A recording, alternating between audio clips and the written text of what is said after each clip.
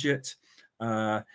Other authorities, other agencies combined contribute 25%. There are some very useful in-kind contributions, particularly, for example, from the police.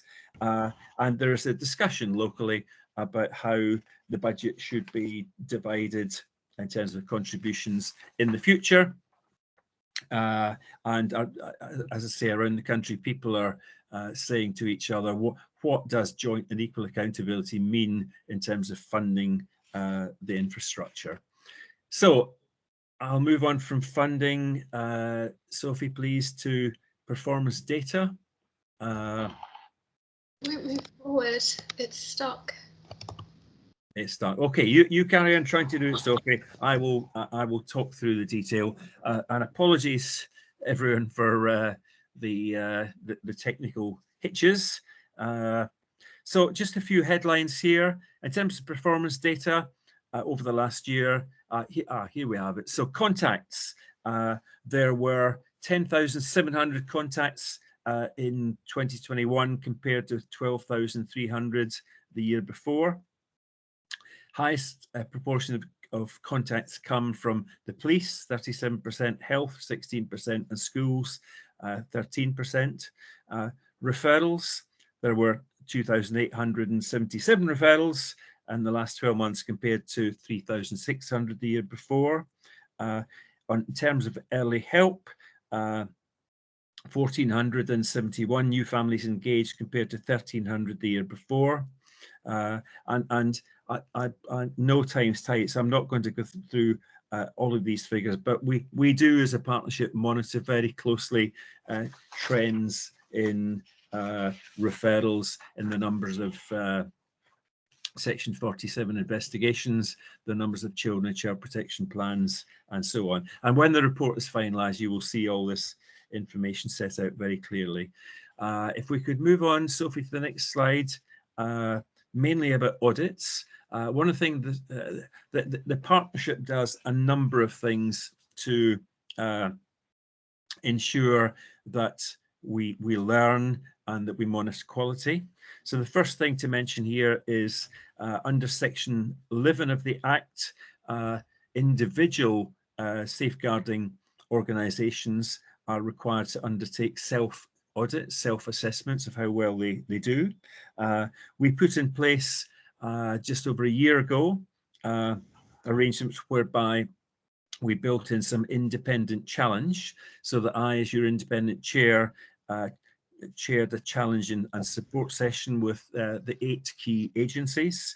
And some of the key findings that emerged from this were the partnership demonstrating a strong commitment to safeguarding, via dedicated safeguarding teams and officers with clear, accountable government processes and procedures, and good evidence of safeguarding documentation. And you will see here a number of themes that emerged that are now being addressed. The next thing to mention is multi-agency audits.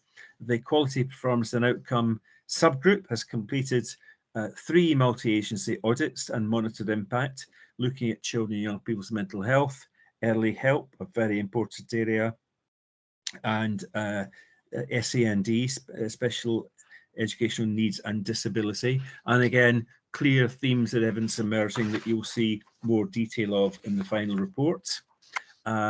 Next slides, please. Thank you, Sophie. So other areas of key activity, the joint operational group that Bev, who's with us, chairs, looks at to undertake deep dives into particularly complex cases. It's completed a number of audits, 3 of which have been sent to the national panel for national learning. During the year, or during the period of the report, we have referred 5 cases to the national panel, and you have a very brief summary of them here. There are national guidelines about what a serious incident is that needs to be referred to the national panel, and we have the national panel are very clear that the 3 statutory partners should work together in making these notifications, and that happens in Harrington. The report will set out details of serious case reviews. There are 2 in hand at the moment, one ongoing and one moving towards conclusion. It's worth saying that serious case reviews is probably a term you're familiar with. Serious case reviews are no longer carried out. They have been replaced by practice learning reviews that can be undertaken either at local level or national level. And the foot of this slide, a few words about safeguarding during COVID. I talked about the very positive and vigorous response across the partnership a few moments ago. In addition, the partnership produced an HSEB business continuity plan, as did the individual agencies, to ensure that despite the challenges of schools being closed and social distancing and so on, safeguarding was as effective as possible. Extraordinary efforts were made to keep children and families safe and monitored and seen, children's cases were reviewed and services moved to a hybrid service delivery model to keep children as safe as possible. The next slide, Sophie, deals with training. The partnership carries out a great deal of multi-agency training in addition to the single agency training. So a few figures here, 33 training sessions in total, high levels of satisfaction from people. Feedback in courses has been overwhelmingly positive. A delegate stated that learning objectives had either been met absolutely or mostly, and the standard of facilitation was either excellent or very good. And training clearly is a very, very important part of the partnership work. So next one, Sophie, if I may. This one, I'm not going to go through these. This is a list of the many areas of activity that the training takes place around. And next slide, which you'd be glad to know, is the penultimate one. Just a few words about our priorities for 2022 and links with other boards. So partnership priorities over the next year will be based on 3 themes: children living with mental health issues, prevention and early intervention, and older children in need of help and protection, and contextual safeguarding, including exploitation. The partnership focus will be on measuring impact, something we increasingly try to do. How effective is our work? How well do we safeguard?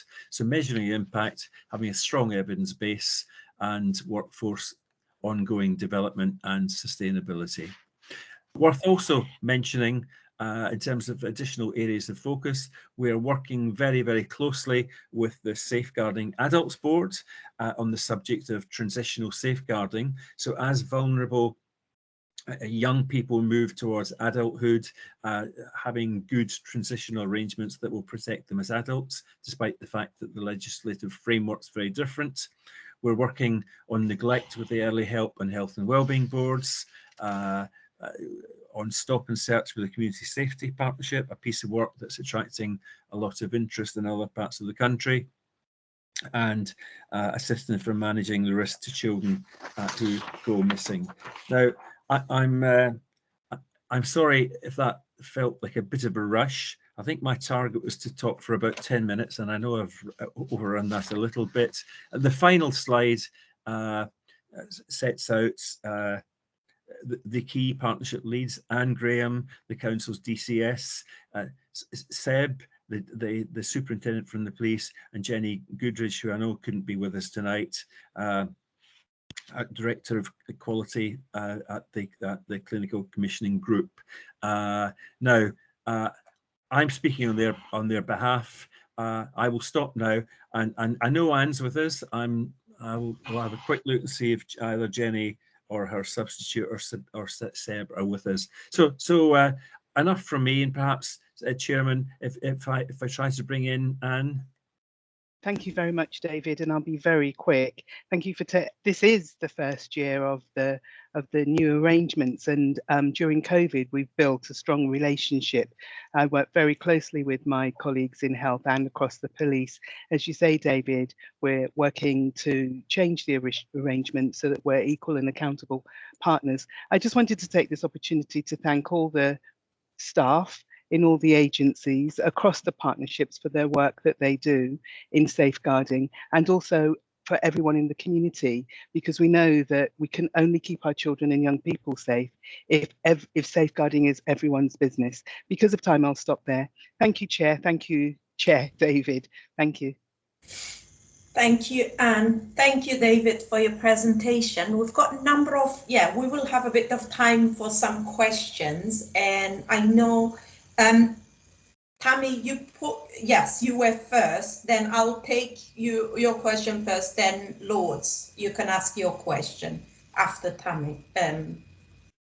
Great, thanks, Chair, and thanks very much, David. That was a really informative presentation.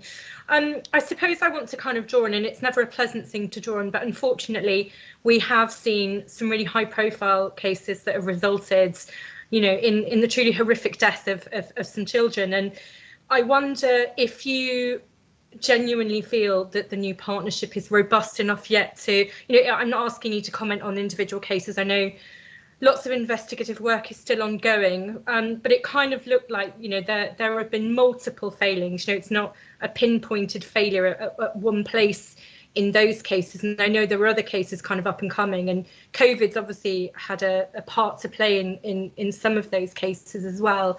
But I wonder if you feel that the new approach is robust, as it's so new, is it robust enough to be able to deal with, the pandemic has kind of presented unprecedented problems, in terms of safeguarding, and I take Anne's point, safeguarding is everyone's business, but it clearly wasn't actually in both of those very high profile stories that we've seen recently, that there just wasn't enough attention paid. So I wonder what you're learning from those things, and how robust and how trustworthy do you feel that you're, a new process that we're embedding in a really difficult time, truly is. What are you learning from it?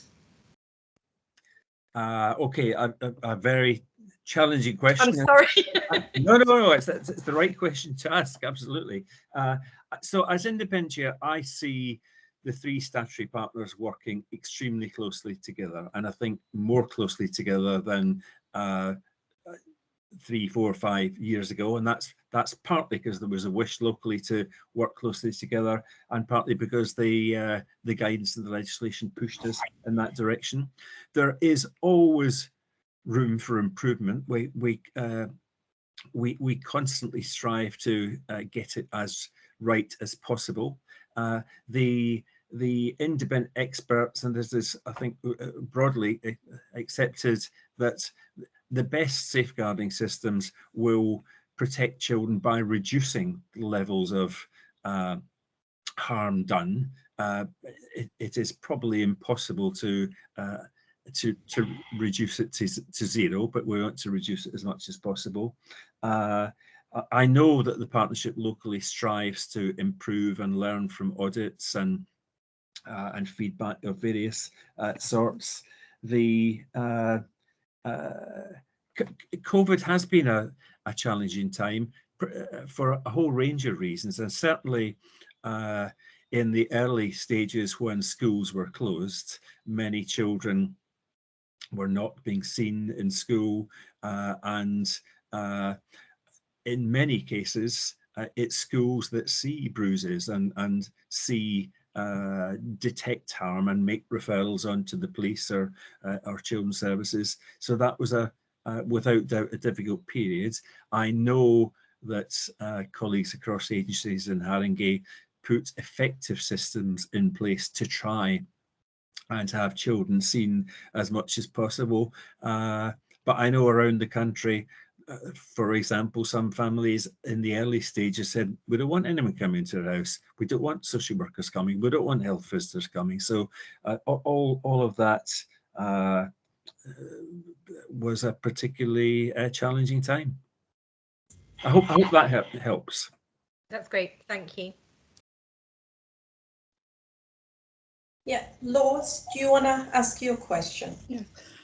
David, thank you for your report, but I'm asking an opinion really. I'm a chair of a governing body, and last year, 21, I had on several occasions I had to deal with the LADO, and that got me thinking, as chairs, I mean, do you think there should be a more formal relationship with schools and with chairs of governing bodies in particular? Because I think there's a lack of clarification about the relationship and what it should be. Hopefully that makes sense. Yep. Sorry, just to clarify, are you talking about a more formalised relationship between chairs and governing bodies and the LADO, or this? Well, yes, but also with the wider structure that you've presented tonight. It's about where schools actually sort of fit in, where we can feed things up, where we can participate in a more proactive way. Okay, so again, a very good question. When the new MASA arrangements were being designed following Sir Alan Wood's original review of about 2016 or 17, his suggestion and the government's response was to say there are 3 statutory partners who have joint equal accountability: the council, the police, and the CCG in health. Now, many people said at the time, schools should be the 4th statutory partner, and I have sat in various discussions on that subject in various places, and some people say schools have to be the 4th statutory partner. Others have said, but it's almost impossible to engage every school at the top level. Sir Alan Wood was asked to review the new arrangements last year, and I sat in a couple of meetings with him when he was asked exactly that question, and he said, of course, schools are important and crucial. On balance, he still thought it wasn't possible to have every school as a statutory partner. They are relevant agencies, so every school in Harrington is listed as a relevant agency that has to cooperate with the statutory partners in safeguarding children, and my impression is that they work very well on that. So I wonder if Anne might want to come in and make a comment, in the sense that in our Harringay partnership, in the leadership group, we have a representative primary school head, a representative special school head, and a representative secondary school head, and they are important colleagues. But Anne is DCS, and her colleague Evelyn, who manages the education effectively, they are also key parts of that system. And we know, I have been in discussions with Anne and others discussing how best to engage schools. There's a strong desire to engage schools, and it's probably done through various different means, including meetings with the designated leads in schools. But Anne, over to you. Thank you very much, David, and Lords, thank you very much for your question. It is one that people have grappled with for years, and as Alan Wood said, not every school can be at the board. I don't think we can depend on boards alone for a system whereby there's effective communication. So you'll know that, that there's strong, that there are strong structures within the council for working with schools, and they're probably amongst the strongest that we've had in Harringay. So through COVID, we were meeting with head teachers twice a week, and that's continued to at least once a week with the assistant director, and maybe it's moved to every 2 weeks with heads. I'm not sure, but certainly it's swift and I think effective communication, and the feedback we get from schools is effective. Those head teachers are also represented on the board. There is always more we can do, and as we mature, we'll continue to have those challenging discussions about what more can we do? I When mean, we I'd had like those to just difficult cases, sorry, when we had those difficult cases that Councillor Palmer referred to, the families were sentenced on a Friday, and the following Friday, at the earliest opportunity, me and my team were in the room. So systems need to be able to channel information upwards and downwards. There's more we can do with governors, most definitely, and where we find areas where we can do more, then I think that's what we should continue to do. Sorry, Lords, you came in. I was just going to sort of say that chairs of governors now in the borough are working very effectively together. So I mean, it's just a beginning. We're beginning to be more assertive, but I think that maybe that might be something to think about maybe sometime in the future. Absolutely, thank you for that, and I'm really pleased for your feedback.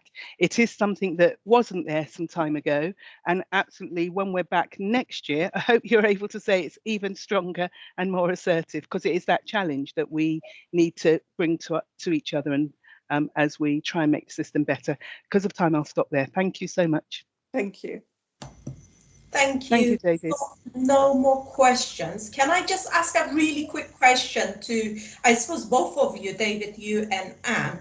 I mean, mine would be, it's in regards to, you mentioned also training, and Anne mentioned that obviously rightly that safeguarding is it's basically we are all responsible, the whole community, voluntary sector, all bodies that are working with families and children are responsible for safeguarding of the children. I just wanted to know if there are like any kind of training directed towards voluntary sector, broader voluntary sector in Harringay. I know through our partner organisation Bridge, from time to time there were some, but I think there might be a slight gap in the service there, because obviously they really need to understand the structures that we are working with, and the responsibilities and who to contact, where to make contacts. I just wanted to know if we've got any more support around that area as well. So David, I would like to invite Bev in for that question, but if you want to give a response, please do begin. I was going to suggest we bring in Bev. Bev, hopefully your system's not frozen. Ah, lovely. Fingers crossed. Thanks for that question. There are the Harringay Safeguarding Children's Partnership has a range of training courses that is open to all. There are particular courses, level 1 and 2, particularly of safeguarding, that we target and work with the voluntary sector. But right across the piece, across the partnership, there isn't a training course that, if the need is identified, that our colleagues from the third sector and the voluntary sector wouldn't be enabled to participate in and attend.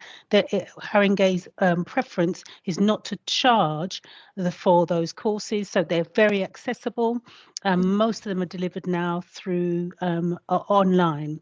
So, and I'd be happy to share with you outside of this meeting the range of courses and the schedule for this year that is available. Bridge Renewal Trust, even and other foundations are very much aware of the courses we provide. In addition, we designed what's called the Safeguarding Green Book, and that was launched at the tail end of 2019 and reshared at the beginning of COVID.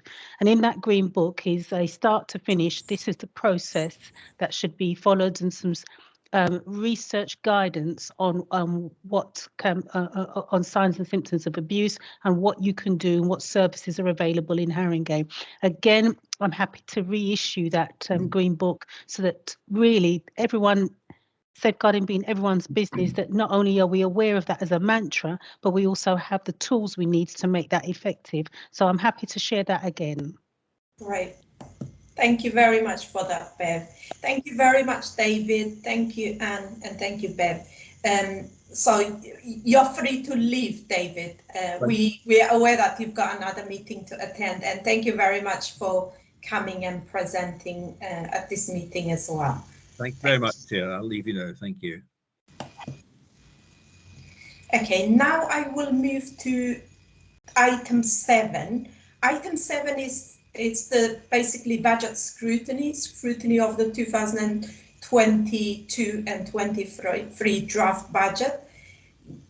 Budget 5-year, it's 5-year medium-term financial strategies leading to from 2022 to 23 to also going to from 2026 to 2027, and the page number from page 1 to 66. This item is really important because every year, obviously, the council needs to set up a budget, and we will be considering and having the opportunity to comment on the council's new set draft budget, 5-year medium plan strategy, and also look into MTFSs and proposal directly relating to children and young people's services. So is that Josephine is the officer who will be presenting the report. Also, I'm aware that John Wallow is here with us as well, so if he might need to come in at some point as well. But Josephine, yes, the screen is yours. Thank you, Councillor. Just to confirm, John Wallow isn't with us. I think maybe you're referring to John O'Keefe, my equivalent that leads on capital. Yes, I'm really sorry. I confused. No worries. Absolutely, apologies. Yeah. No problem. So I'm going to, and thank you for the introduction, I'm going to start on page 9, which is the draft budget for 22-23. Just for others in the meeting that are wanting to follow. So the draft budget and 5-year MTFS is on page 9 to page 56. Page 57 to page 66 are the associated appendices, which covers in more detail the growth proposals for children and young people services in regards to revenue and capital for 22-23. It also includes the capital programme over the period of the MTFS, and then also specific details around the MTFS savings previously agreed for this current year, 21-22, and over the course of the MTFS period 22-23 to 26-27. So starting from page 9, it's a long report, as you know, so it's kind of over 45 pages. So I'm going to be very high level, and I will talk to some pages, but not all. And I have asked Andrew, my colleague, to help navigate what you see on the screen. Mindful of time, so I'm going to get started. So from page 10, it identifies page 10, 1.5 and 1.6.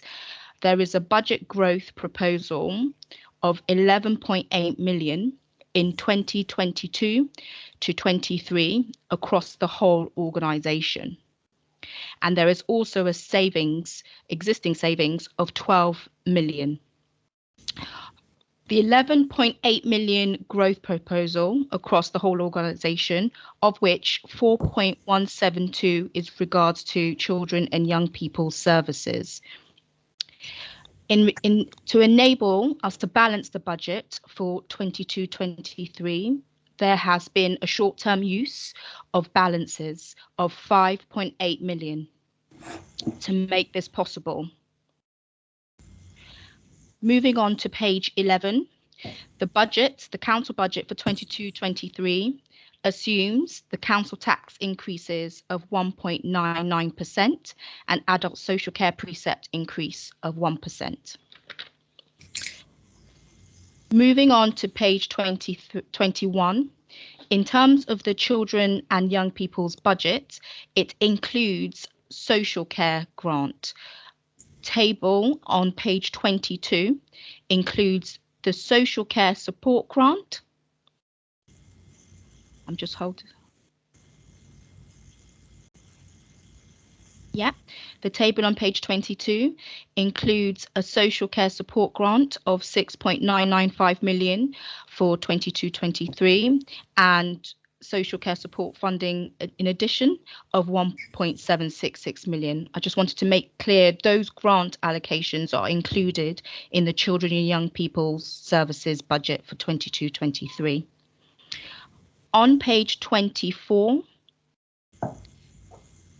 section 7, it summarises the Q2 position for this financial year. Obviously, the Q2 position is used in terms of informing what we think we might need in future years and helps articulate what the departmental needs are in terms of growth.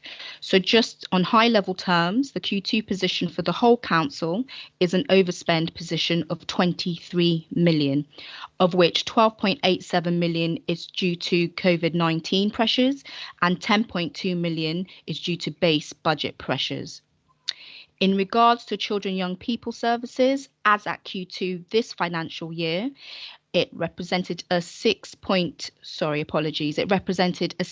million overspend, of which 3 million is due to COVID.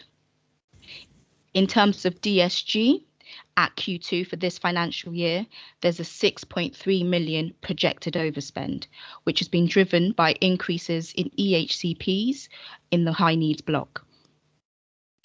Moving on to page 29. So what does the department need and what is the proposal? So page 29, table 7.1. As you can see there, you can see that the children's growth requirement and proposal for next year's budget is 4.172 million in 22-23 and 5.376 million over the period of the MTFS. Moving on to page 30, the savings, as you can see there in that table, is 1.679 for children's in 22-23 and 2.039 million over the course of the MTFS. So what does that mean in terms of the total budget for children's? Moving on to page 31, table 7.12. So the children's revenue budget for 22-23 is 60.359 million. In terms of the capital budget for 22-23 to 26-27 for children's, it's 92.9 million. If you keep on scrolling down, thanks, Andrew. That 92.9 million capital budget over the period of the MTFS will be funded by government grants, of which that is 28.9 million and 64 million through borrowing.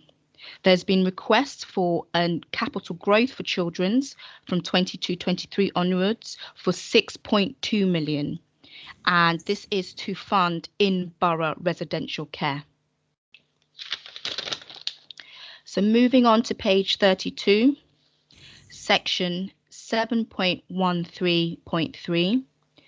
As with all things, when you are running a budget and trying to do that over the kind of medium term, there is always going to be uncertainty and risk to the budget proposed. For 2022-23 and going forward, there is a list there, if you scroll down, of uncertainties identified within the total budget. Just picking out some of the key ones, obviously the uncertainty around COVID and Brexit and the impact on the budget in future years, the continued pressure on the high needs block in regards to the EHCPs, increases in London living wage or the minimum wage and what impact that might have going forward over the next couple of years, and of course the impact of inflation as well. Moving on to page 51. And talking through the dedicated schools budget, page 51, 10.2. I'd just like to note a correction in the papers. Table 10.2, page 51, if you keep on going down, yep.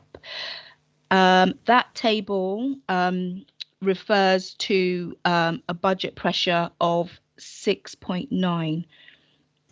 Is that right? So sorry, keep on going. Sorry, do you want to go up? Apologies, right at the beginning. Yeah, stop. Oh, sorry. Keep on going down. Yes, stop there. Yes, so apologies. Dedicated schools budget, section 10. section 10.2, it refers to budget Q2 2022 budget pressure of 6.9 million. Apologies, that is incorrect. It's actually 6.3 million. So if we can have a correction to that, or that to be noted. This will lead to a forecast deficit by the end of the financial year 21-22 of 23.4 million. Table 10.2 on page 53 is correct and articulates the numbers I've just corrected, just to note that down. Moving on to page 52, table 10.1, the provisional DSG allocation for 22-23 is 288 million.34. And that is the medium-term financial strategy paper in a nutshell. Thank you. Great. Thank you for that, Josephine. I will now move to questions. Councillor Palmer got her hands up, so would you like to ask your question, Tammy? Yeah. Thank you. And thanks so much, Josephine. That was a fantastic presentation. I'm always in awe of finance people. You're amazing. My question's not for you, actually. Oh, great. Because I'm going to give you a rest for a minute. So my question is, I suppose perhaps Anne or Zena might feel able to answer my question. So it's more around the narrative around some of this, around where the overspend is. So when we talk about overspend with the HCP plans and things like that, that might well be the fact, but I think it's the story that we're telling around it and how that might be making some of our parents and families with SEN children feel.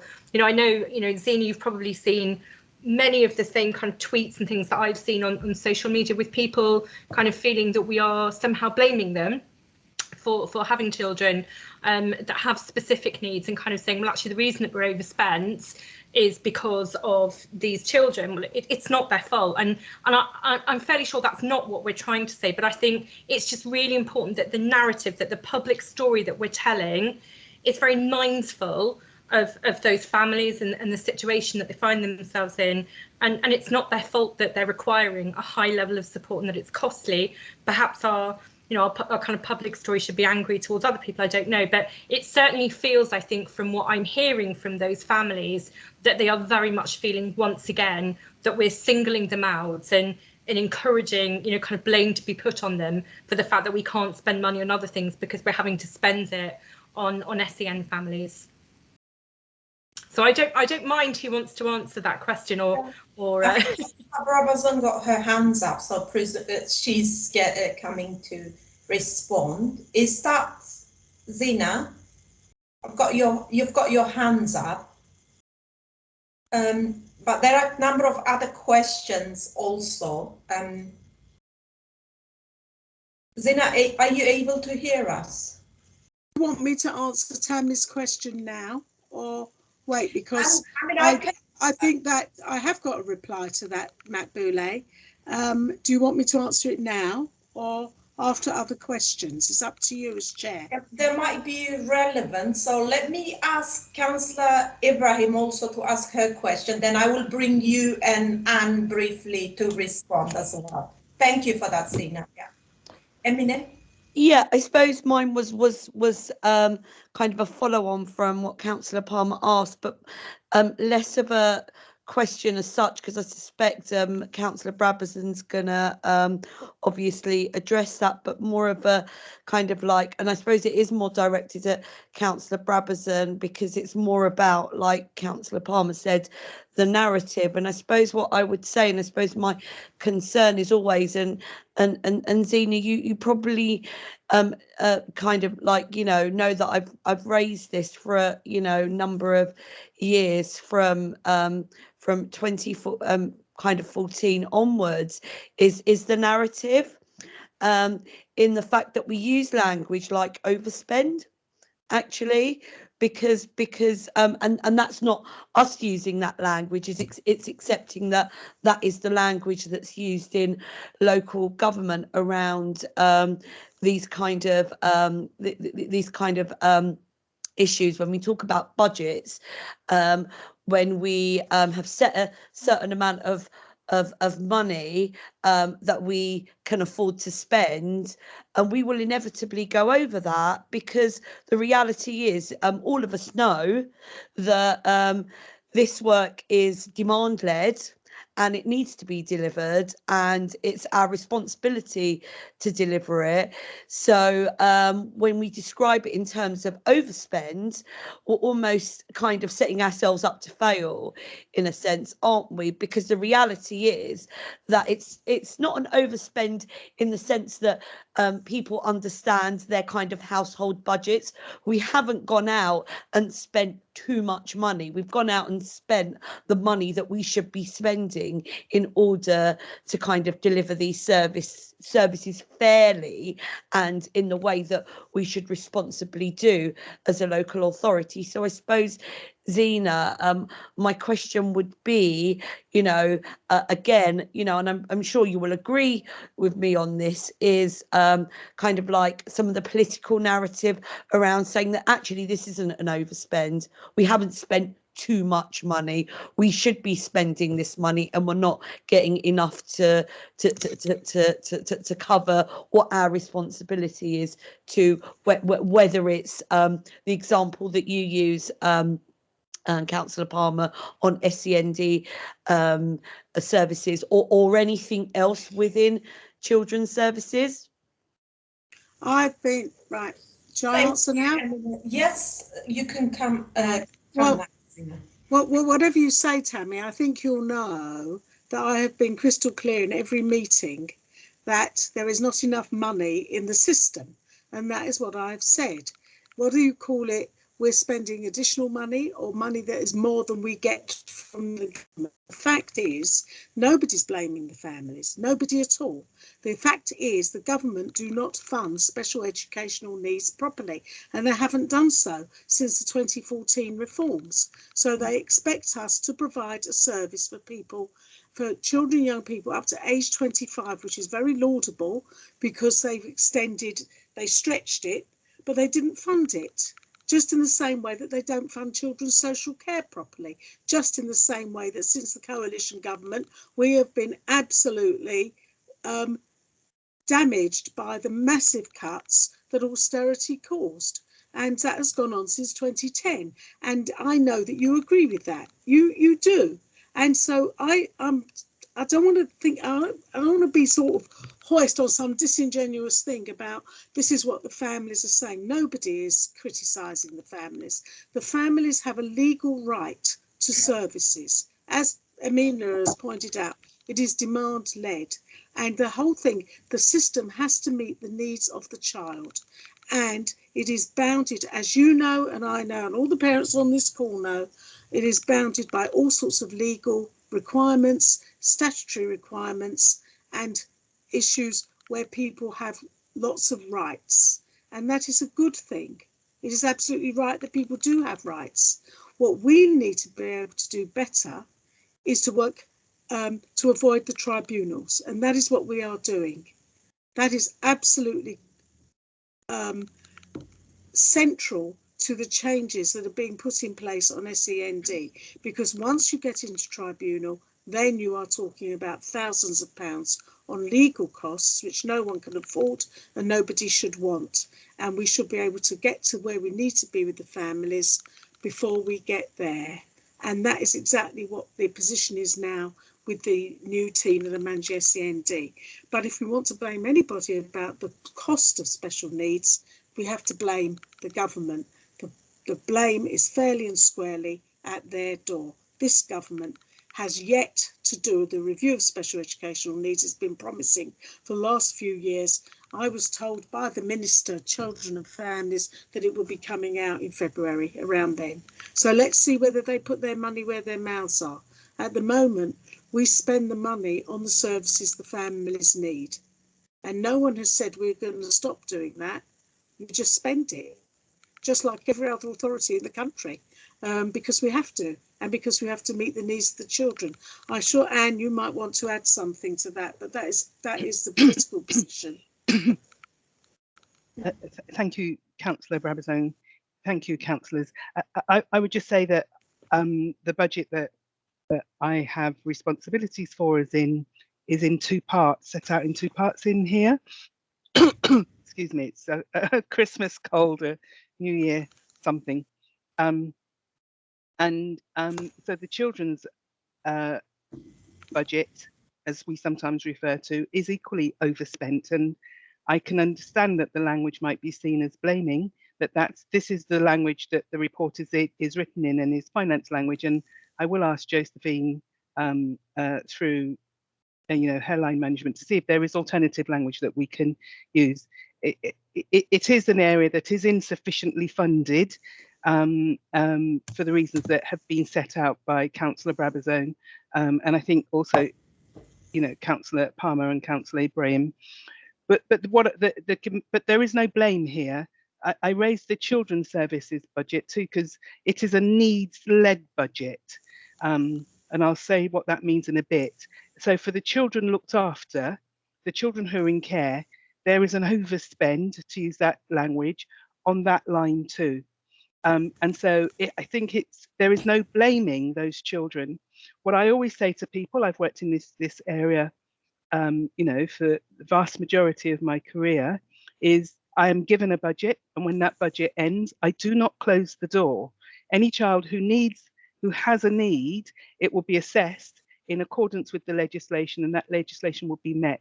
I'm sorry that the language is causing discomfort here, but we spend the money to meet need. There is no, I don't close the door and send people away. There's no blame implied at all here.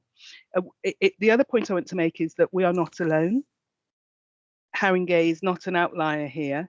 Across London, the vast majority of local authorities are spending more on children, with disabled children, and also more on children in care than the budget allows for. So it is about the language we use. I have to also say, if I may, that the children's budget has put in a growth bid, and we have had about 4 million for next financial year. So within the constraints of the national government, I do feel that Haringey Council is taking steps to support the children's budget. I hope that's okay. And I wouldn't want anyone to feel any blame here at all. That's not what's being said. I think it's just the language of finance. Yeah, thank you for that. I think it will be useful, as Councillor Brabazon said, and also Councillor Palmer and Councillor Ibrahim, if that language could be used in a bit more neutral way, where families are feeling like, we all know that children's services budget is demand-led. If the demand is there, statutory responsibilities have to be met, and there is no, it's just how this way, this is how things work. And yes, I think we could make a maybe effort to kind of use a bit more neutral language where parents are not feeling like they've been, it is, Councillor Brabazon said, it's rightly the government responsibility and fault here. Is not basically the council, is not the parents at all. And it will be useful to slightly modify the language that we use, because that does tell it does narrate a different story. I'll leave it there. I will just, before any question for Josephine on basically the budget, the proposed budget. No, there don't appear to be any other. Lords, you want to ask a question? Is that a question to Josephine, or? I'm not sure whether it is to Josephine, but in the report there is a commitment to consult with a wide range of people, including the community, etc. And I suppose it's a plea, or I do not know whether it's a possibility, but I think that I had to read the report at least twice before I understood what it was about.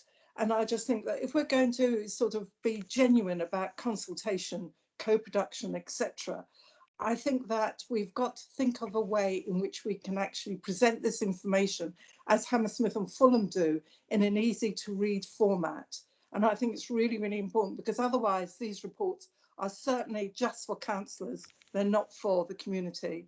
And it's about, you know, is there a possibility that we can start looking at how we can actually deliver this information in a more accessible way? Yeah, I think thank you for that, Lois. That's a really good question and suggestion. I think we do accept that, obviously.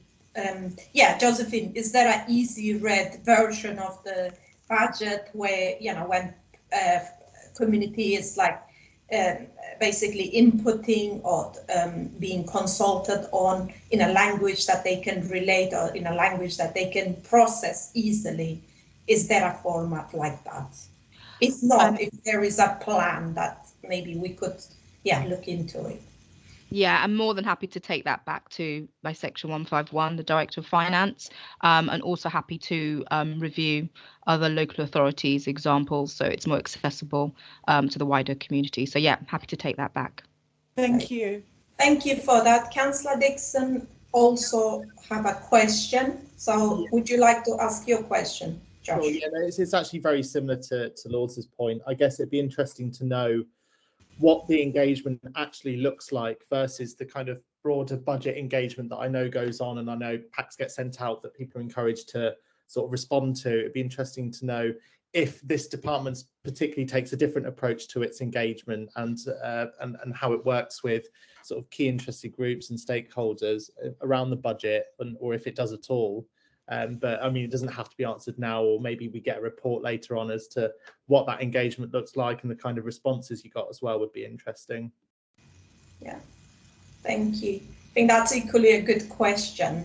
Maybe some sort of a report to this committee for once the consultation process is completed, just to see how we try to engage and communicate with the community. Josephine, I will, yeah. You wanted to say something.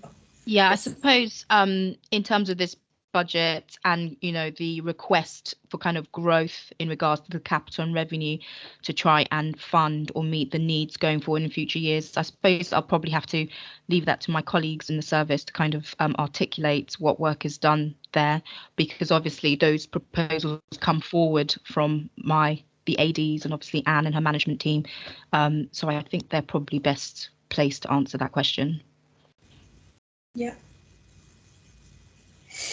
And would you like to come in or add anything at this stage, or Beverly maybe? Sorry, Councillor, what was the question?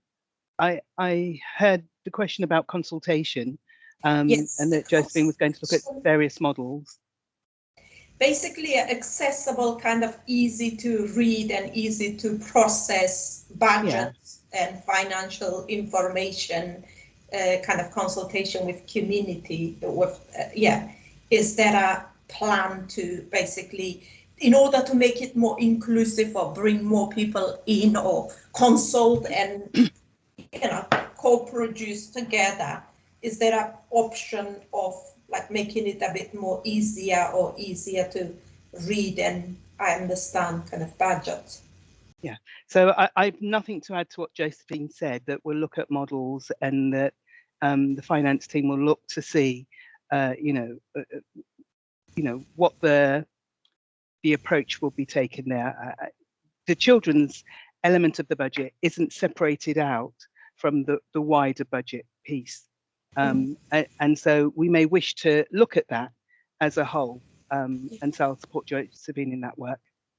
Okay, thank you for that. If there's no more question, I would like to thank Josephine for her presentation, and thank you very much for answering the question and presenting the budget to us, and thank you very much for attending.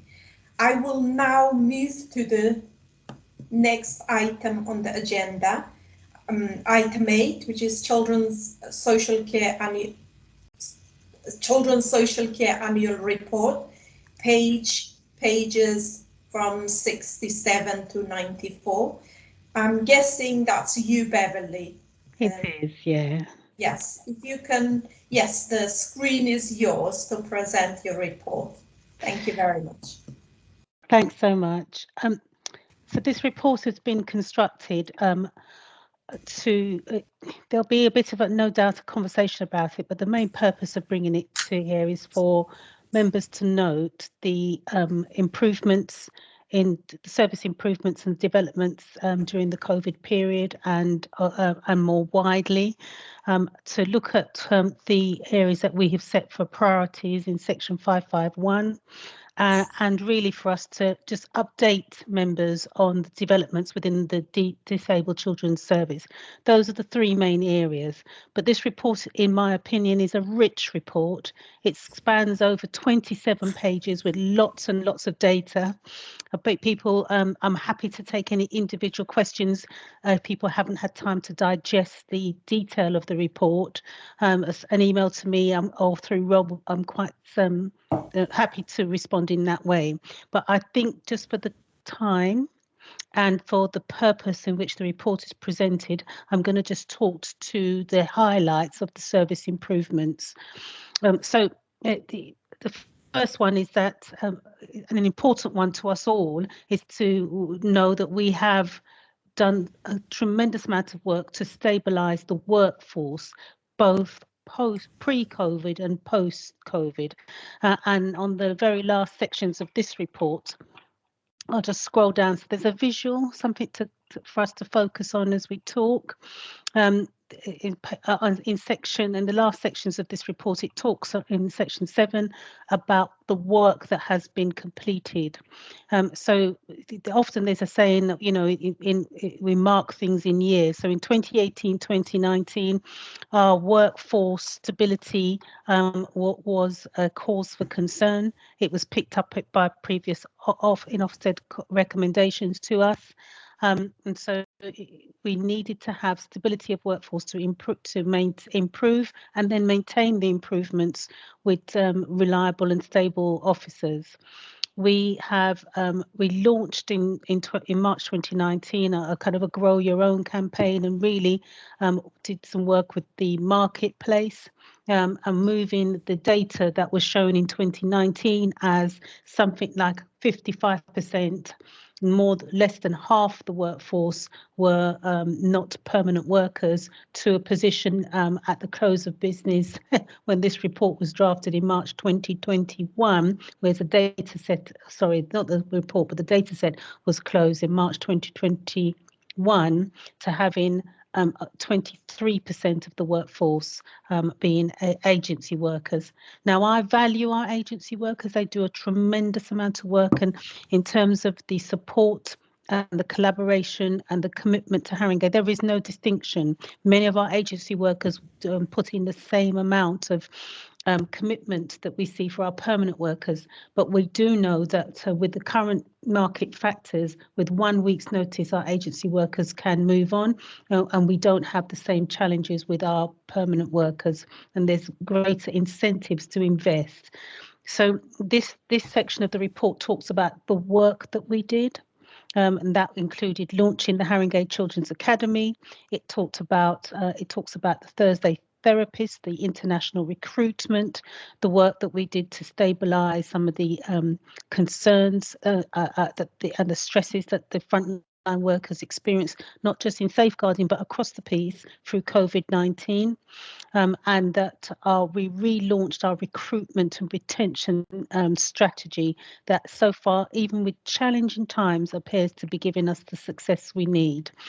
One of the things that the workforce tells us that they found particularly helpful was the Ask the AD sessions and the health and well-being workshops and surgeries have enabled people to just talk about themselves and their emotional resilience. So that's one of the successes that this report identifies. The other successes and the other areas that denote for members service improvement goes back to the work that we delivered in the MASH.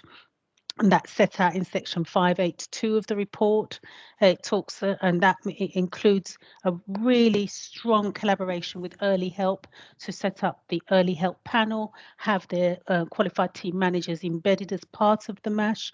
Ofsted commented that that was a very important and critical success factor within our MASH, and unlike others, that the early help team could respond far more immediately to issues, welfare issues that were identified, and the collaboration not just with our early help colleagues, but with health, police, and others. There are something like 12 partners outside of the 3 statutory agencies that are attached to the MASH, and other virtual partners, and a far wider spectrum of professionals that are involved that contribute to the assessment of decision making and to risk as the needs from referrals present.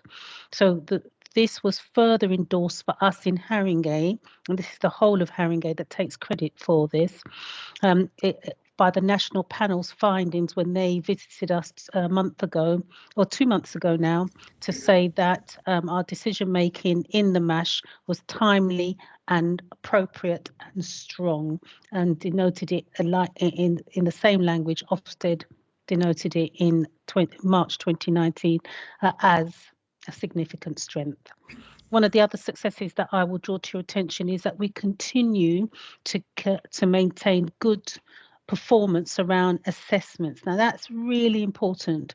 Often there's some concerns around assessments not being timely, and the assessments really pick up needs quickly, and then we move children's needs through the system.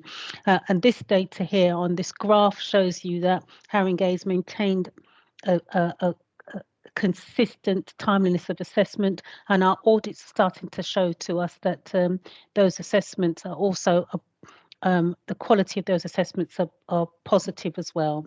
What we're working on now is to roll out some training to ensure that the workforce and people doing the assessments, the social workers doing the assessments, particularly in the first tranche of the training, will start to building some of the learning from the audits around baseline assessments, so that the needs of the child is built across the spectrum of their the ages and stages of their developmental needs, and that is then particular to whether they are children with disabilities or children with neurological support needs, that we roll out that very kind of research-based approach to our assessments going forward. And the last one that I'll draw out from the service improvements is to do with placement stability. And in part 5.6 of the report, you'll see that the data here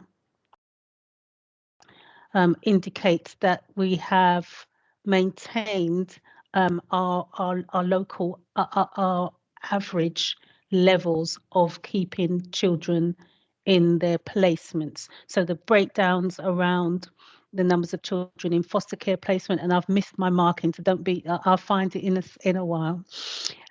Children in foster care are in stable placements by and large, that we have moved towards a speedier response to the adoption process, the adoption assessments our end, and we have more children adopt assessments completed quickly. There are other challenges, but we might come on to talk about that. And we are ensuring that through our capital funds and through the work with our commissioning teams, that we are looking to widen the range of placement provision that we have under our lack sufficiency strategy. And so those are the headlines I will raise with you straight away, and I'll pause there in case there's any questions before I go on to the updates on DCT. Thank you for that, Bev. Obviously, as you highlighted, there are lots of positive improvements in that. Tammy, you wanted to ask a question? Yes. Not a question. I just really want to commend you actually on the training part. I remember kind of sitting here almost 4 years ago, kind of with us sort of thinking, you know, how on earth are we going to get people to stay? And it looks like you've come such a long way. And that's kind of part of the battle, isn't it? So we're really well done actually to you and the team for kind of being innovative in what I know is actually a really difficult recruitment kind of market at the moment. You know, it really is an employees market out there. So I think you've done an amazing job. So really, really well done. Thanks, Tammy. Thank you. And then I think, if it's okay, Chair, I'll move on to the updates on the Disabled Children's Team. So some of you will be aware that there was an adverse judgment on one particular case from a court last year. Now, we did a lot of reflection and a lot of work to have to really get underneath what the court appeared to be saying. Now, we commissioned and worked with 3 independent experienced experts, if you like, and they did a thorough review of the Children with Disabilities team, and those reports were heard by the Harringay Children Safeguarding Partnership.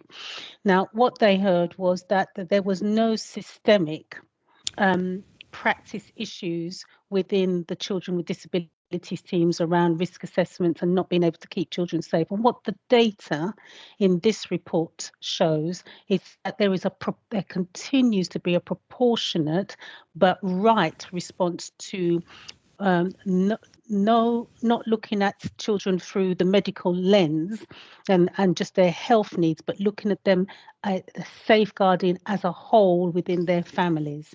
And so this data here shows the year-on-year increase to how the safeguarding needs of children with disability in Harringay that are open to our service, the DCT service, is being addressed. Happy to take questions outside on any more detail that this report may not cover, but I just wanted to make sure that that was highlighted today for assurances that it continues to be an area that I am looking at with Anne and the rest of the team, and that and the data tells me that the supervisions are adequate, that we have permanent members. We've invested in, and particularly has really led this for us, has invested in us having additional social workers so that the caseloads are manageable, complex but manageable, and that we continue to just keep in our offset action plan and our improvement plans and talking to parents and children themselves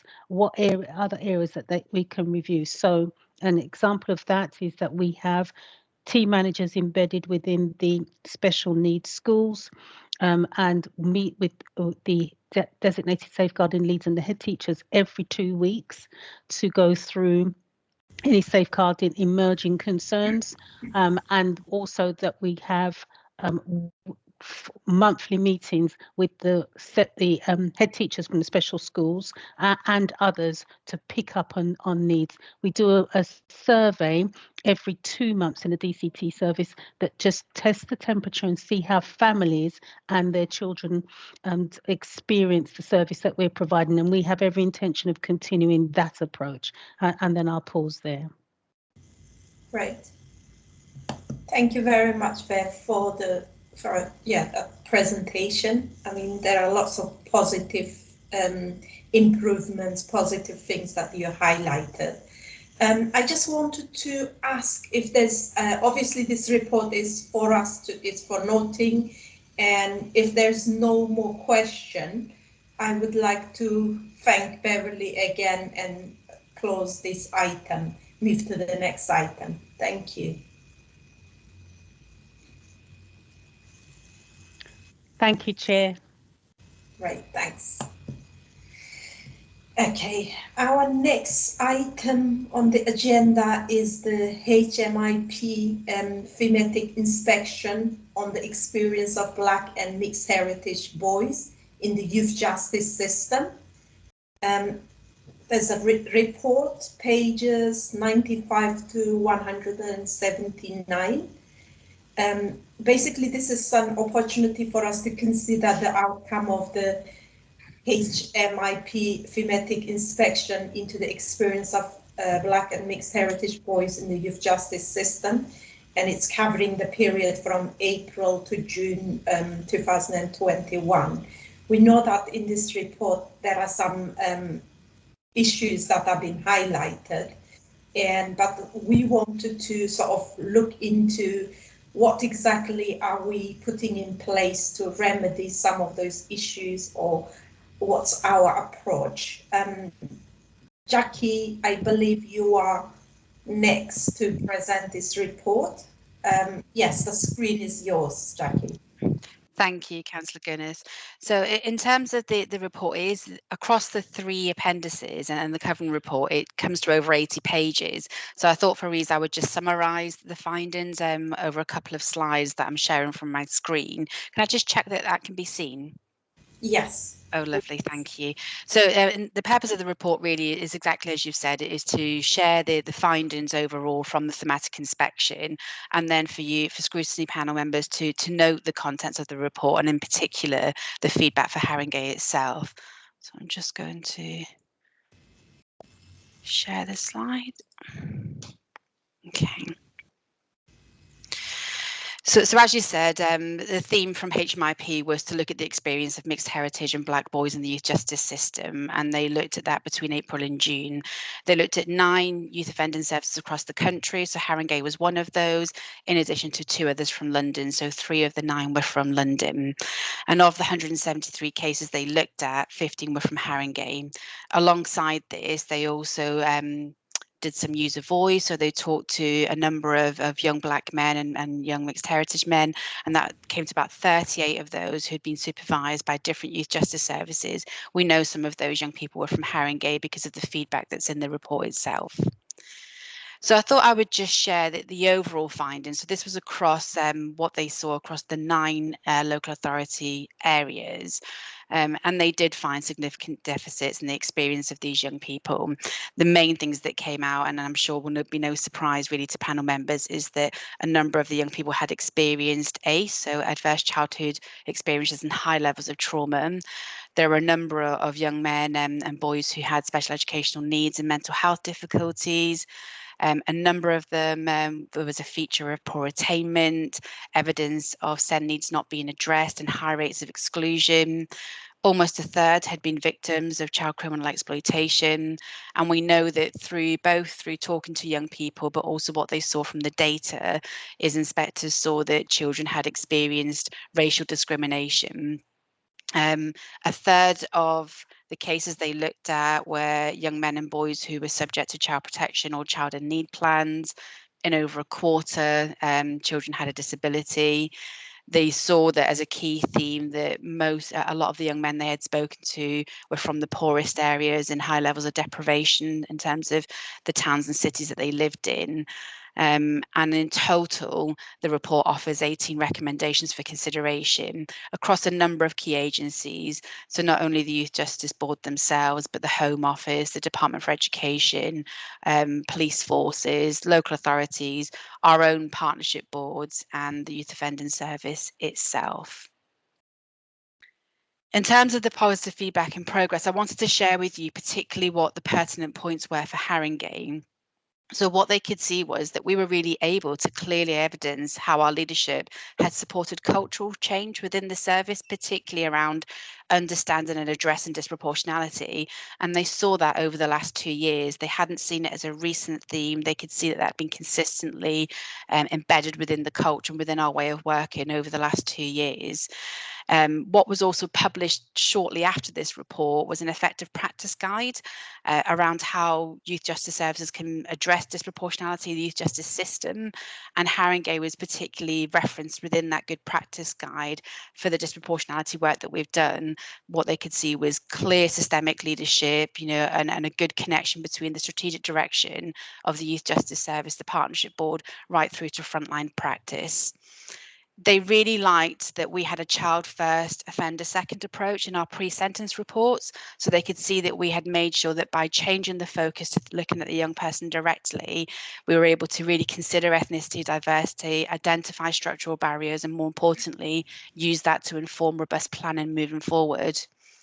They really liked our safety planning model, so they could see that we used it really well when we were thinking about young people who are at risk of being remanded into custody, and how we could use that safety planning model to have a good package of support to ensure that young person could remain supported within the community.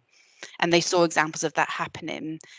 Loved our partnership work and really liked the fact that it wasn't just about reparation, it was also about how we link it to accreditation, so young people achieved formal learning outcomes as a result.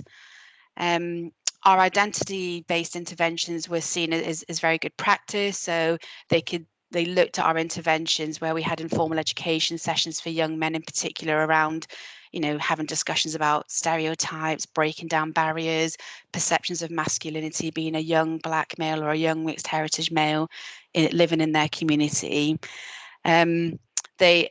From talking to staff, they really could see that there was a high level of motivation, understanding, commitment to identifying structural barriers and supporting children and young people. And our panel members were really reflective of the communities that we have. So they saw a real range of diversity across that panel membership. And then there's some good practice examples particularly highlighted within the report in relation to some of the interventions that we had.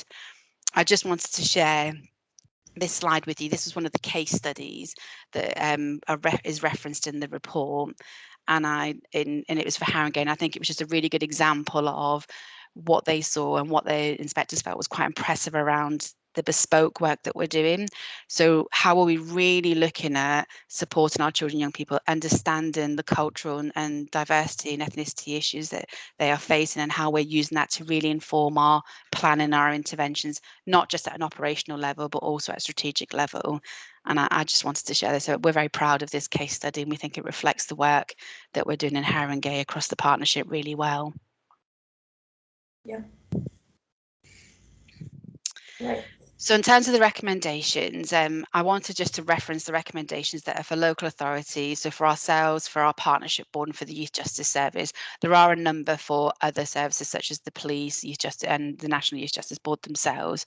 So in terms of local authorities, we have to be, the recommendations are that we need to be looking at making sure we have suitable and timely placements, that we ensure that young people have their legal entitlement to education, and that there is support with employment and training, that our partnership boards have a vision for improving outcomes, which are known across the system. And there's a golden thread from operational through to strategic membership and level. That all of our board members provide data to inform the strategy and the plan and the delivery, so that it isn't just focused on the Youth Justice Service itself, but it's focused on data from other organisations such as health, education, the police and so forth. And that we have joint partnership targets to really improve our service delivery and track our progress, so that we know what good looks like, and we know from our impact measures that we're achieving good outcomes. In terms of the Youth Justice Service itself, so we have to ensure, that these are the recommendations, not just for Harringay, this is for, the thematic report, that we have effective processes and mechanisms for feedback, that we have clear expectations for staff and robust workforce development to support them, that our management oversight on our work is really focused on diversity, and there's robust scrutiny and challenge to make sure that in identifying those barriers, we really are using that to inform planning and address change. That we establish specialist provision and intervention. So for Harringay, we already have some of that with the Ether project, mental health, some of the cultural work that we're doing, and that we have bespoke support for parents and carers. So again, for Harringay, we offer a range of support for parents through something called Think Space, which is an opportunity for parents to come and talk about the experience they're having and how they can support their children. So in terms of progress and for Harringay, what we've done against the recommendations, so we already have a partnership plan that helps us to deliver our annual youth justice plan. We've updated that plan to reflect the expectation that our partners need to share the data, their data on disproportionality, and that we use that collectively to inform planning. Currently, a lot of the data that we've shared has been restricted to the local authority, but we want to open that out now and look at that across the partnership. Our police colleagues will be sharing with the board in future stop and search data, for instance. That's going to really help us to think about how we use that to inform our planning moving forward. We've been doing some work to improve our consideration of young people's lived experiences. So in relation to any discrimination they've faced, the impact that stop and search has had on them, any excessive force. And we've been looking at how we can use those experiences to inform their own individual plans. And so making sure that we can really achieve the outcomes that they want to achieve, considering their experience and how it's impacted them on a daily basis. In terms of workforce development, so we have a workforce development plan, a robust plan, but one of the things that we've added to that plan is really upskilling our case managers to be looking at how they, consider the impact of fathers and absent fathers in particular, and raise awareness around that and make sure that they are ensuring that fathers are included where possible in our work going forward. We do have more mental health and speech and language support now. So we have links with Gateway. We have a CAMS officer in 2 days a week, and we are now providing matched funding to increase that to full time. Speech and language therapy for young people within the Youth Justice Service continues to be an ongoing issue, but we are working with our partners to address that. And there is a commitment to how we can have a specialist range of support within the service. And that's a summary of the inspection report, which I hope you found useful. Happy to take any questions. Great, thank you very much, Becky. Yes, I remember a few years ago this same committee did a focus kind of like youth justice services in Harrington, like a broader review of the youth justice system, and especially looking into the disproportionality in the context. It seems like obviously Haringey, compared to some other boroughs, probably has some of those support already in place, but obviously there's always room for improvement. I think this is probably, when I was reading the report, it's a broader issue.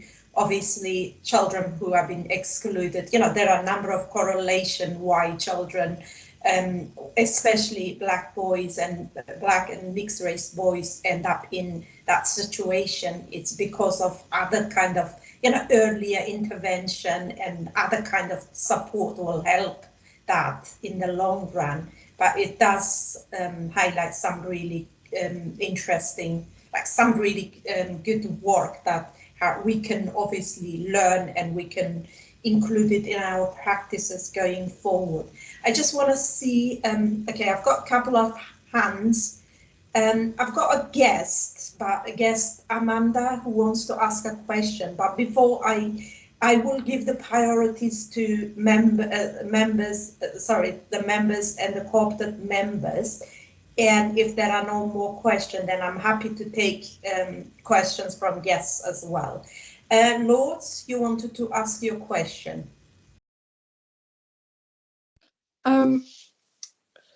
I was very impressed by this report, particularly sort of the whole issue about PSRs, because that was the way I was trained in the 70s, and then probation lost that format completely.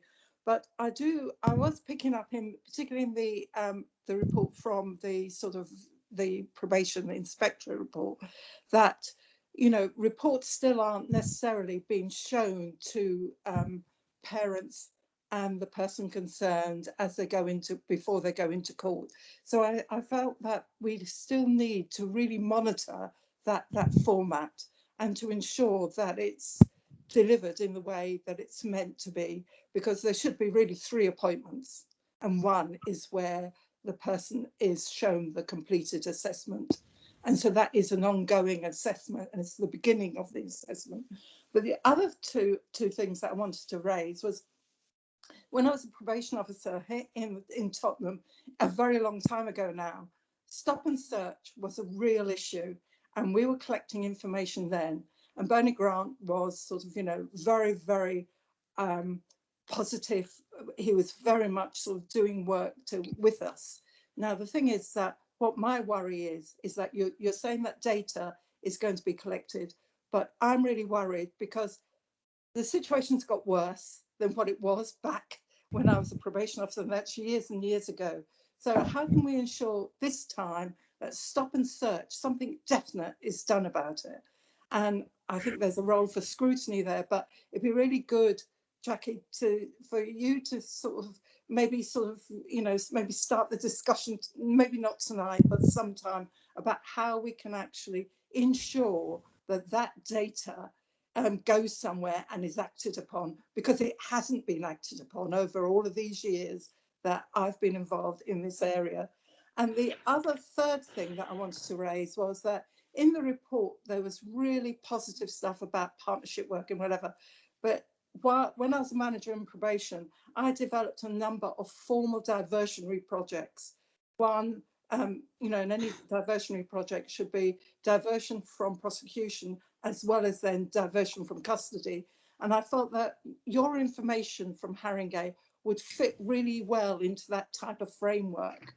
And it could be monitored in terms of us going to the, you know, developing particularly the diversion from prosecution, because if we can avoid prosecution and the court scenario, we can often sort of, you know, do far more positive intervention. But that was, I was very pleased about that report. But sorry for just sort of going over it, but there were the 3 areas. So it's stop and search, what we can do, monitoring the PSRs to make sure that we keep to that format, but then also to see if we can actually develop diversion in a more formal way. Yeah. Would you like me to come back on that? Yes. Yeah. So yeah, thank you, Lord. These are really good points made, and we're really pleased with our pre-sentence reports because we think that that was definitely something that the inspectors noted that was a really good practice for us. In relation to the comments that you made around the reports being shared with parents, the difficulty with a thematic report is you don't know what parts relate to Haringey specifically. So we had to really only pick out areas that we knew absolutely were Haringey because it said it was Haringey. However, that doesn't mean that we won't be considering all of the recommendations. And I am assured that our reports are shared with parents, but that is something I'll definitely be following up as we implement these recommendations. In terms of partnership working, you know, our partnership working is very strong and something we're really proud of. And you make a good point around the diversionary projects that we have in place.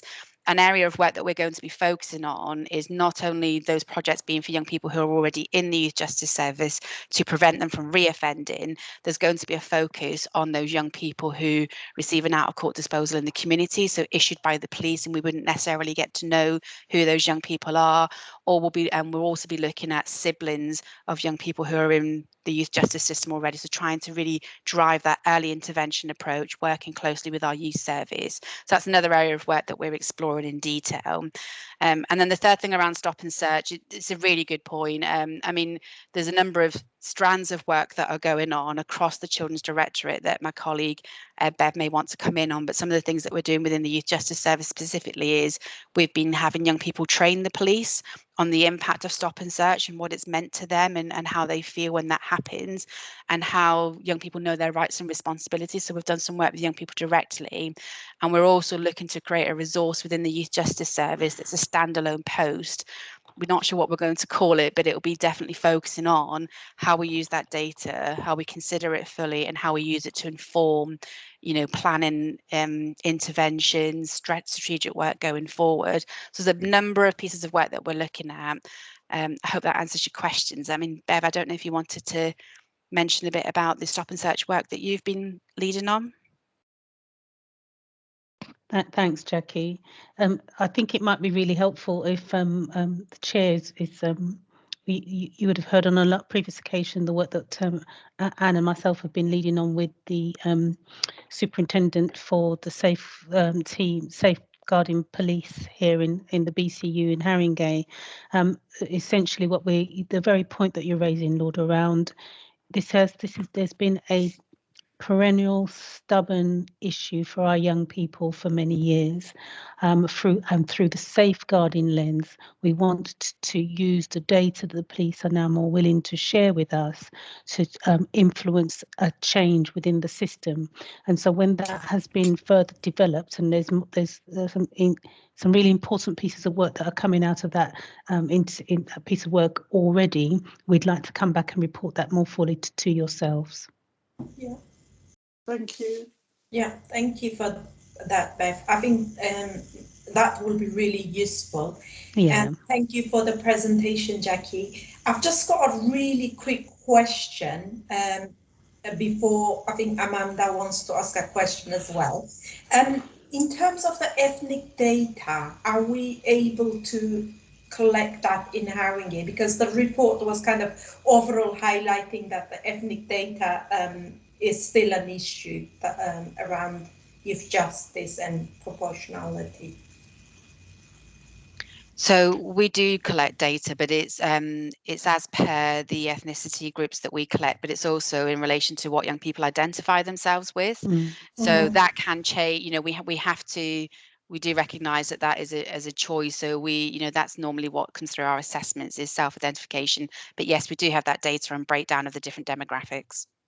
Okay, great, thank you both. Thank you, Jackie. Amanda, can you hear me? You wanted to ask a question. Yeah. Hi everybody. Hi, Amanda. Hi. Great presentation, Jackie. Very interesting. I am a representative of the Parent Carer Forum. I'm also the mother of a Black young man, aged 20, who happens to have special needs. What is interesting is that 50 years ago, my father was explaining to me the same things that you've just presented, Jackie. So for my community, not very much has changed. It's just kind of wordplay, interesting wordplay, because this is what I've kind of heard for 50 years. The thing about stop and search and all of the other issues that our young men face, from my Joshua was 11 years old and became an independent traveller to school. My worry was what he would face going to school and coming home. If there were more than 3 of them walking on the road, whether he was with his Caucasian friends or not, he being a Black young man is an instant target. So when we talk about partners that are, working, that Harrington are working with to help these young people, express what it is to be a Black person, whether you are African or Caribbean, and within that there's lots of different languages and different kind of cultural sameness, but not quite the same. So my question is, in terms of partners that Haringey work with, are there specific male-led initiatives that you are working with who would definitely understand what it is to be a Black young man or mixed race, what the connotations of kind of being associated with that demographic is, the fact that when it comes to education, our children, that education about who we are, where we come from, pre-slavery is down to families. So the education system has part to play because these young people need to see representation of themselves who are not necessarily online celebrities or TV celebrities or sports people. Where is that? How is that kind of being accessed so that these young people have a true reflection of who they are, so that they feel comfortable and contained enough to be able to really talk about what it is inside? The Black fathers, the absent ones, do have a role to play, but there are several role models if you are from a family that have a good familial background, a tight-knit background. There are uncles, older brothers, cousins. There are several people that can step up and give these young boys the fatherly kind of advice, the manly advice. Where are in South London, where the majority of my family are, there are some of these initiatives available, and they are working with different local authorities. So how is that working for the young people here? What is the data? Where is it from? Who are the partners that you're using, and is it modeled on does the panel really reflect the demographic that they are supporting? Thank you for that, Amanda. Really good question and good observation. Yes, Jackie. Yeah, thank you, Amanda. I mean, you raise a really good point around representation, and what inspectors found in Harringay is that our workforce, so within the youth justice itself, so I can't speak about I don't know enough about the demographics of the partnership to be able to respond to that part of your question. But in terms of the youth justice service itself, what inspectors found and what we know, and again are proud of, is that we have representation across our whole workforce, from frontline staff through to strategic management, that's representative of the young people that we work with. Over half of the young people we work with in the youth justice service are Black young men, far fewer mixed heritage young men. In relation to our panel, so our decision-making panel, so the out-of-court disposal panel as an example, so that's a panel of volunteers and officers who make decisions about disposals and interventions, so types of work that young people will do in response to the offences that they've had. That panel itself is also representative of the young people within the youth justice service. So those were two key points that were raised in the inspection report. And I believe I need to find the page, but within the actual thematic report itself, there is a table that showcases the representation of the workforce across the 9 local authority areas in relation to Black and mixed heritage young boys and men.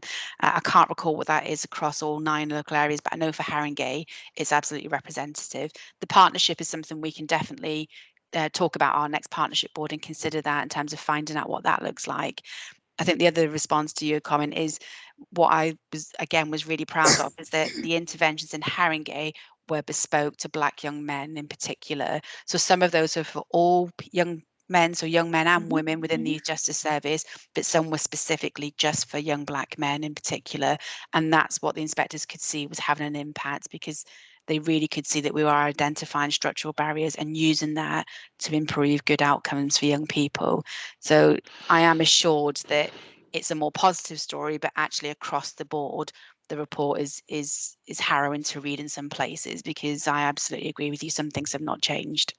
Yeah, and if it's in a language, which is something I always say, if it's in a language that is accessible to parents and carers and appointees of these young people, then it's easier to kind of communicate with them so that they can really express what it is. I obviously am not a Black male, but I could walk you guys through what it is to be a Black male. One, because, I am the mother of a young Black male, but I was also raised by a Black man.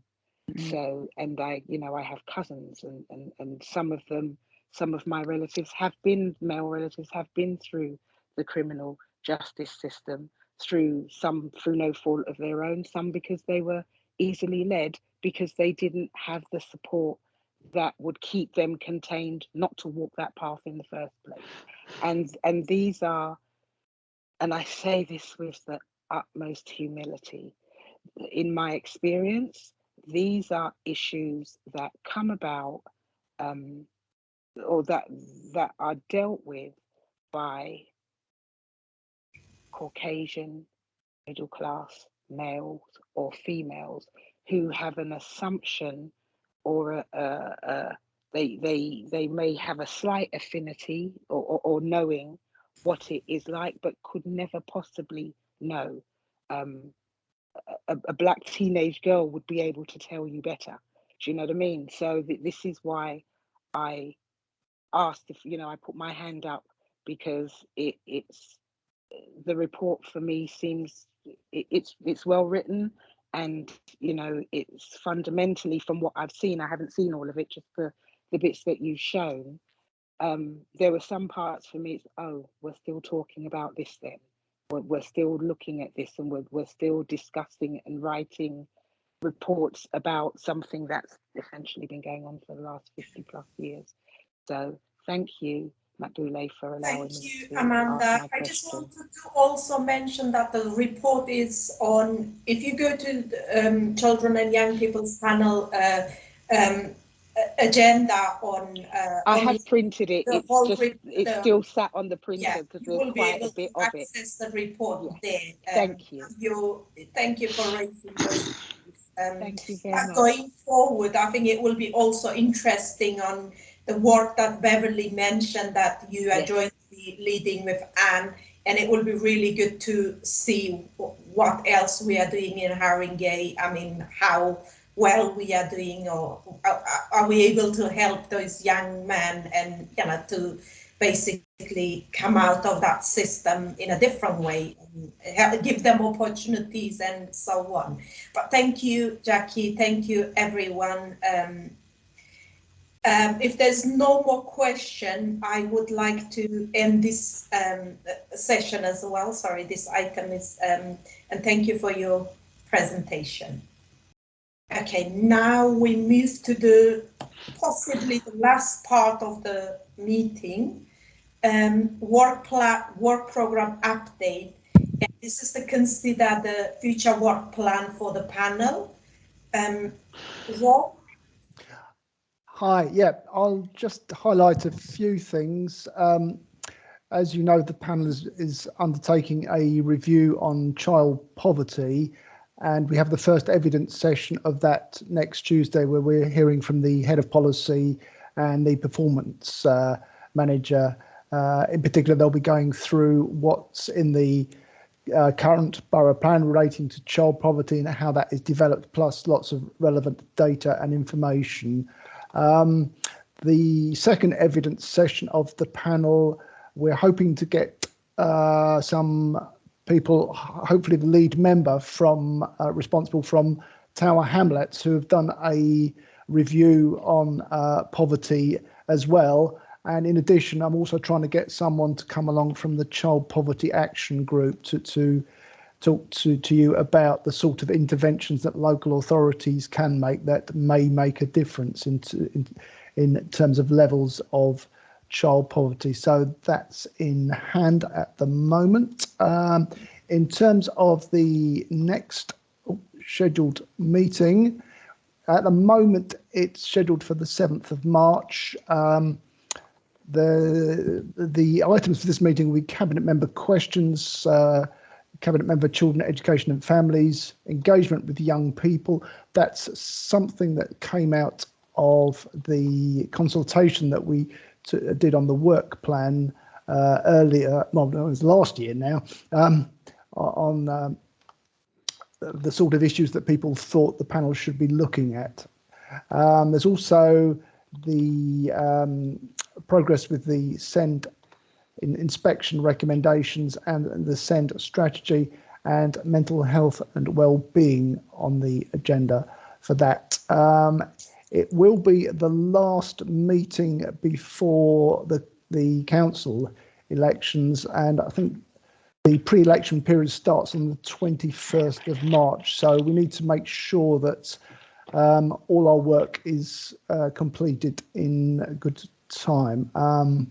There's a few things that we've not been able to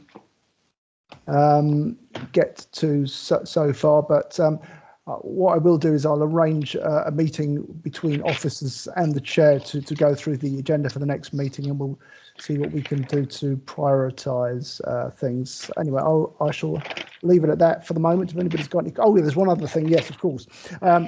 At the last meeting, you did mention that you wanted to meet with SEND parents and carers. I've not forgotten about that. I'm in the process. I will be setting that up fairly shortly, and I'm also aware that Health Watch have also been working with SEND parents and carers to get their views, and I'll be trying to get hold of them to see if they can feed the outcomes from that work back to you as well, so you can take that into account. Great. Thank you for that, Rob. Yeah, that's the end of our meeting. Thank you, everyone, for your contribution and for your question. And we'll see you next time in our next meeting. Right. Thank you. Thank you. Good night. Thank you. Good night. Bye. Thank you. Thank you. Good night. Bye, everyone. Bye. Bye.